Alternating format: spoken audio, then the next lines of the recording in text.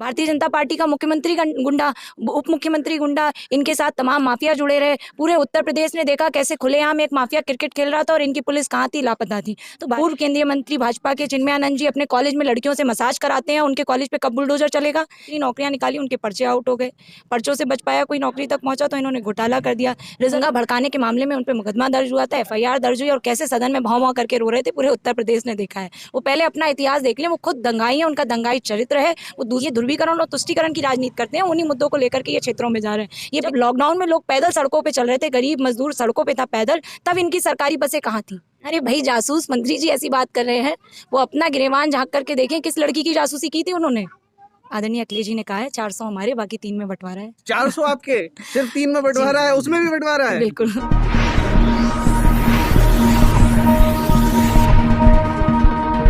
आदाब दोस्तों, मैं हूं कलीम अख्तर और आप देख रहे हैं डेमोक्रेटिक अड्डा पर चुनावी चौपाल।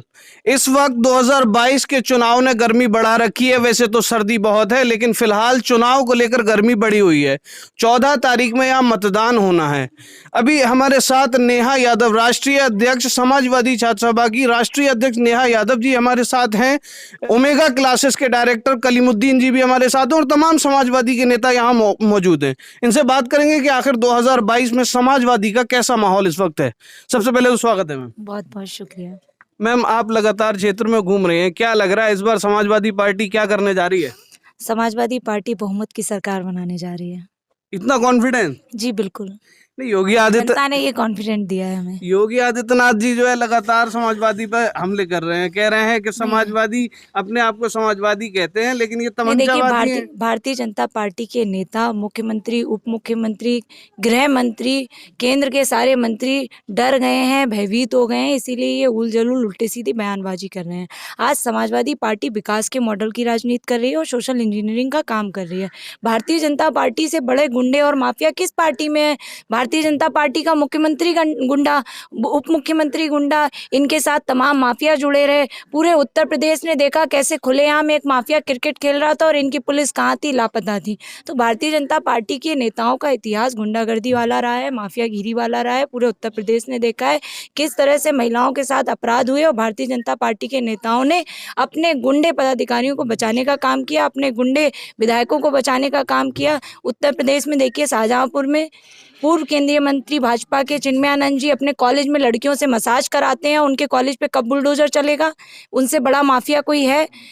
विधायक इनके कुलदीप सिंह सेंगर जब कोर्ट संज्ञान लेता है तब इन्हें याद आती है कि हटाना है। लगातार भारतीय जनता पार्टी ने जिस तरह से अपने नेताओं को संरक्षण दिया है और बचाव किया है, वो पूरे उत्तर प्रदेश ने देखा है।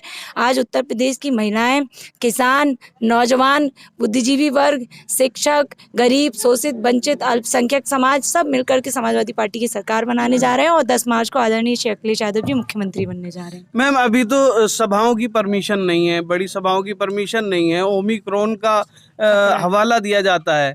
लेकिन जिस तरीके से स्वामी प्रसाद मौर्य ने समाजवादी पार्टी ज्वाइन की और तमाम ओबीसी के जो बड़े बड़े नेता थे वो तमाम भारतीय जनता पार्टी छोड़कर समाजवादी पार्टी में, क्या लग रहा है कि नेताओं ने हवा का रुख भांपना शुरू कर दिया है? नहीं, देखिए, समाजवादी पार्टी सोशल इंजीनियरिंग पे काम कर रही है और जिस तरह से भारतीय जनता पार्टी के नेताओं ने और संगठन के लोगों ने दलित पिछड़े नेताओं का कहीं ना कहीं अपमान किया, वो उत्तर प्रदेश ने देखा और नेताओं ने समझा।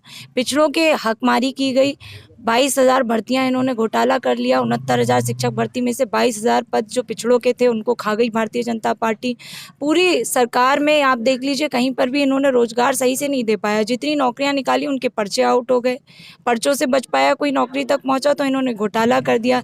रिजर्वेशन को सही से फॉलो नहीं किया, इसको पिछड़े और दलित नेताओं ने भांप लिया और समाजवादी पार्टी पिछड़ों और दलितों का सम्मान करेगी। आने वाले समय में समाजवादी पार्टी पिछड़ों, दलितों, अल्पसंख्यकों, महिलाओं सबको साथ लेकर के सरकार बनाएगी। अच्छा मैम, अभी बरेली के जो जिला अध्यक्ष हैं, अगम मौर्य जी का टिकट बिक्री से होने के बाद यहाँ कश्यप समाज से जिला अध्यक्ष बनाया है, तो ये एक सोशल इंजीनियरिंग जो अखिलेश यादव काफी माथापच्ची कर रहे हैं कैंट सीट से, जैसे जिस तरीके से कैंट सीट से सुप्रिया एरन जी कांग्रेस छोड़कर समाजवादी में आई, तो ऐसा लग रहा है जैसे एक एक सीट पर अखिलेश जो है बहुत बारीकी से काम कर रहे जी हैं। बिल्कुल, हम सभी समीकरणों के साथ समाजवादी पार्टी के राष्ट्रीय अध्यक्ष श्री अखिलेश यादव जी ने सभी समीकरणों के साथ टिकट डिस्ट्रीब्यूट किए हैं और जनता का रुझान जो जनप्रतिनिधि हैं, जो हमारे प्रत्याशी हैं, उन सभी के साथ है और सारे प्रत्याशी हमारे यहाँ 9 के 9 प्रत्याशी यहाँ जीतने जा रहे हैं। अच्छा मैम, एक चीज और है, अभी योगी आदित्यनाथ जी ने वेस्ट यूपी को लेकर एक बयान दिया था कि मैं मई जून को की गर्मियों में भी शिमला बना देता हूं। कैराना को लेकर बात कर रहे थे, तमाम चीजों को लेकर बात कर रहे थे। एक भारतीय जनता पार्टी के नेता हैं, देखिए, उनका बयान आ रहा था। इस पे बहुत सटीक बात कहना चाहती हूँ कि मुख्यमंत्री जी अपना दौर भूल गए हैं, कैसे सदन में खड़े होकर के रो रहे थे। दंगा भड़काने के मामले में उन पे मुकदमा दर्ज हुआ था, FIR दर्ज हुई और कैसे सदन में भौं भौं करके रो रहे थे, पूरे उत्तर प्रदेश ने देखा है। वो पहले अपना इतिहास देख लें, वो खुद दंगाई है, उनका दंगाई चरित्र है। वो दूसरे पे जब भी कोई व्यक्ति, उन्हें ध्यान होना चाहिए कि वो एक उंगली किसी पे उठा रहे हैं तो 3 उंगली उनकी तरफ भी है। तो मुख्यमंत्री जी को अपना इतिहास उठा के देखना चाहिए, उनसे बड़ा दंगाई पूरे उत्तर प्रदेश में कोई नहीं है। भारतीय जनता पार्टी दावा करती है कि गड्ढा मुक्त कर दिया है उन्होंने सड़कों को, लेकिन हम अभी इस साइड से आ रहे हैं, तमाम टूटी हुई सड़कें हैं। अभी मुंडिया नवी बख्श एक गांव बहेड़ी विधानसभा में पड़ता है, हमने वहां पर प्रोग्राम किया, तो वहां जो मेन मार्केट का रोड है, ऐसा समाजवादी है। पार्टी के राष्ट्रीय अध्यक्ष जी का विजन बहुत दूरदर्शी था। उन्होंने 302 किलोमीटर का एक्सप्रेसवे बना के दिया। कोई भी देखिए कितना रास्ता आसान कर दिया आगरा से लखनऊ एक्सप्रेसवे का।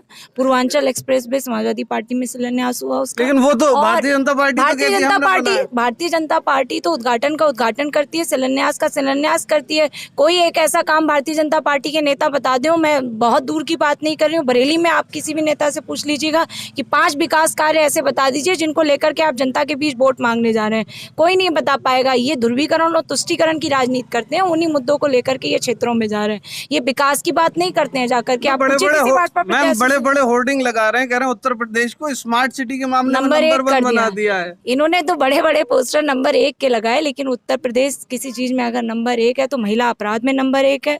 उत्तर प्रदेश भ्रष्टाचार में नंबर 1 रहा। उत्तर प्रदेश कहीं ना कहीं से बदहाल स्वास्थ्य व्यवस्थाओं में नंबर 1 रहा।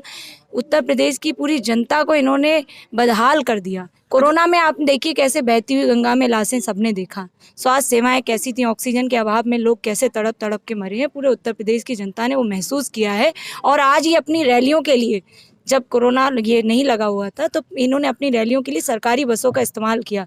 जब लॉकडाउन में लोग पैदल सड़कों पे चल रहे थे, गरीब मजदूर सड़कों पे था पैदल, तब इनकी सरकारी बसें कहाँ थी। तो पूरे उत्तर प्रदेश की जनता बहुत समझदार है और उसी समझदारी के अनुसार उत्तर प्रदेश की जनता 2022 में वोट करने जा रही है। 14 तारीख को जो लोकतंत्र का महापर्व है, बरेली की 9 की 9 सीटें समाजवादी पार्टी के पाले में आने वाली हैं। अच्छा मैम, एक सवाल और है, आप महिला हैं, आप लगातार घूम रही हैं। अमित शाह जी कहते हैं रात को 12 बजे महिला जो है वो गहने पहन के भी निकल सकती है। अरे भाई, जासूस मंत्री जी ऐसी बात कर रहे हैं, वो अपना गिरेबान झांक करके देखें किस लड़की की जासूसी की थी उन्होंने। आपको उनका इतिहास पता होना चाहिए कि उन पर लड़कियों की जासूसी के मामले दर्ज हैं। भारतीय जनता पार्टी के बड़े बड़े नेता, विधायक, सांसद, मंत्रियों पे छेड़खानी से लेकर के रेप के आरोप हैं। उत्तर प्रदेश में कहीं महिला सुरक्षित नहीं रही। हाथरस का इतना बड़ा कांड होता है, पूरे उत्तर प्रदेश ने देखा। बलरामपुर में मामला हुआ, पूरे उत्तर प्रदेश ने देखा। इनके भाजपा के पूर्व केंद्रीय मंत्री शाहजहांपुर में चिन्मयानंद का मामला पूरे उत्तर प्रदेश ने देखा। इलाहाबाद में दलित बेटी के साथ रेप होता है, परिवार के सभी लोगों की हत्या कर दी जाती है, पूरे उत्तर प्रदेश ने देखा।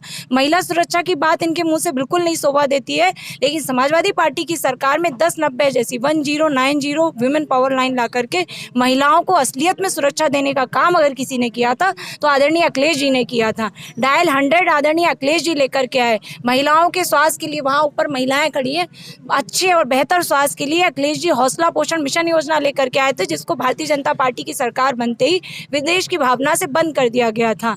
और तो और 55 लाख महिलाओं को समाजवादी पेंशन देने का काम भी आदरणीय अखिलेश जी ने किया था। उस पेंशन में कटौती करके भारतीय जनता पार्टी ने 15 लाख से भी कम महिलाओं की पेंशन की संख्या कर दी और 300 रुपये ये देते थे मात्र। अब समाजवादी पार्टी की सरकार बनाइए आप लोग, 18,000 रुपये समाजवादी पेंशन देने का काम समाजवादी पार्टी करेगी। 300 यूनिट फ्री बिजली देने का काम समाजवादी पार्टी करेगी। किसानों को MSP मिलेगा। गन्ने का भुगतान 15 दिनों के भीतर होगा। पुरानी पेंशन को बहाल किया जाएगा। बीमा मिलेगा। बेहतर स्वास्थ्य सुविधाएं होंगी। 300 बेड का अस्पताल बरेली में समाजवादी पार्टी की सरकार में ही बना था।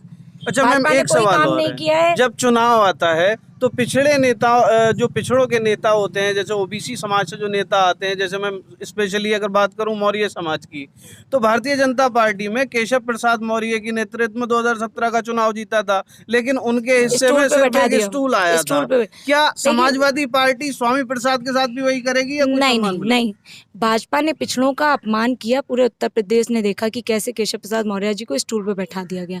समाजवादी पार्टी ने विपक्ष में रहते हुए पिछड़े दलितों और अल्पसंख्यकों सब समाज का सम्मान किया है। आप देखिए, कृष्णा पटेल जी को आदरणीय अखिलेश जी ने सेंटर चेयर दी थी और भाजपा ने क्या दिया था, स्टूल। तो अंतर समझिए, आपकी समाजवादी पार्टी की सरकार बनेगी तो महिलाओं को सम्मान मिलेगा, दलितों को सम्मान मिलेगा, पिछड़ों को सम्मान मिलेगा, अल्पसंख्यकों को सम्मान मिलेगा। सभी वर्गों को सम्मान देने का काम आदरणीय अखिलेश जी करेंगे। मैम, कृष्णा पटेल जी की बात कर रही हैं, ओम प्रकाश राजभर भी आपके साथ आ गए, कृष्णा पटेल जी भी आपके साथ, लेकिन दलितों बेटी और तो नहीं पिछड़ों का आई। दलितों और पिछड़ों का इंकलाब होगा, 2022 में बदलाव होगा। बेटी तो नहीं आई। 22 में सरकार बनने जा रही है समाजवादी पार्टी की। और जो बेस वोट है, कुर्मी समाज का जो बेस वोट है, आदरणीय कृष्णा पटेल जी के हमारे साथ आने से हमारे साथ आ रहा है। अच्छा, क्या लगता है 2022 में कितनी सीटें समाजवादी लाने वाली है? आदरणीय अखिलेश जी ने कहा है 400 हमारे, बाकी 3 में बंटवारा है। 400 आपके, सिर्फ 3 में बंटवारा है, उसमें भी बंटवारा है? बिल्कुल। चलिए, ये तो वक्त ही बताएगा कि 2022 में कितनी सीटें समाजवादी पार्टी 2022 चुनाव में लेकर आती है और कौन सरकार बनाता है। लेकिन अभी हमारे साथ नेहा यादव जी थी, राष्ट्रीय अध्यक्ष थी छात्र सभा की। इसी तरीके से हम आपको लगातार कवरेज दिखाते रहेंगे। उत्तर प्रदेश के अलग अलग जिलों से, अलग अलग विधानसभा सीटों से हम आप तक खबर पहुंचाते रहेंगे। जुड़े रहिए हमारे साथ। शुक्रिया।